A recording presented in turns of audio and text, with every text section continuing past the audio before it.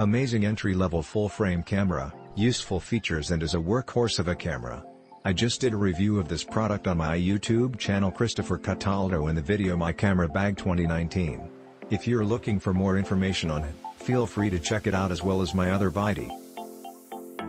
I've been using this camera for wedding photography and it works great with my Sigma 35mm. If you're interested in switching to full frame without spending $2K, this is the best Canon camera for it. Awesome camera. For me, the dynamic range issues that some people mentioned were not a problem. It's only at ISO 100 that the dynamic range isn't on par with other cameras. This camera has greatly improved my photography.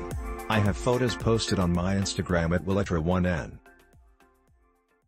Like, everything dislike, no headphone jack.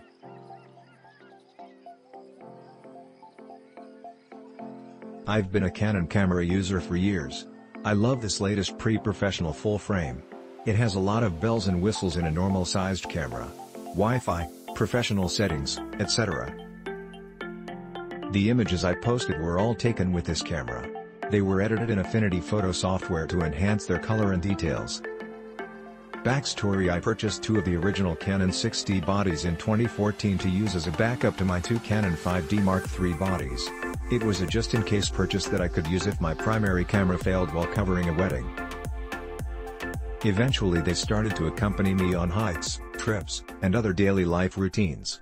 Using the less expensive camera for unpaid moments in life just made more sense.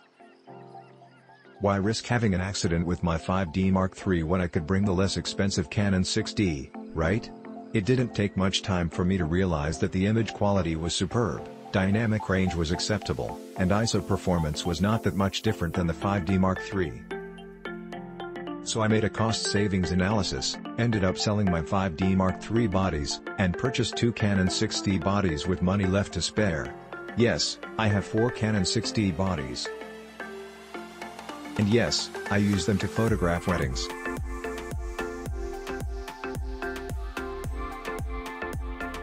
You can read more about this decision in the final words section, but for now let's get to the cream and butter.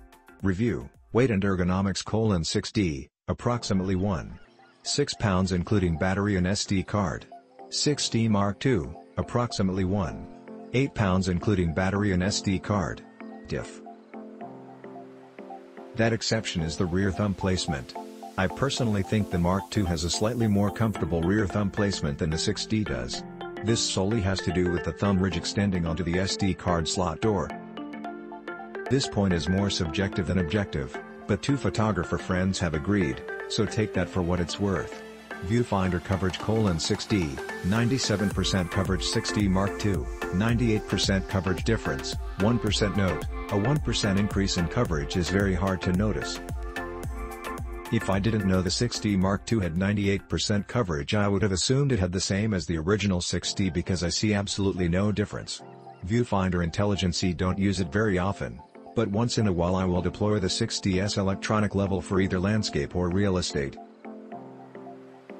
Click link in description for more reviews.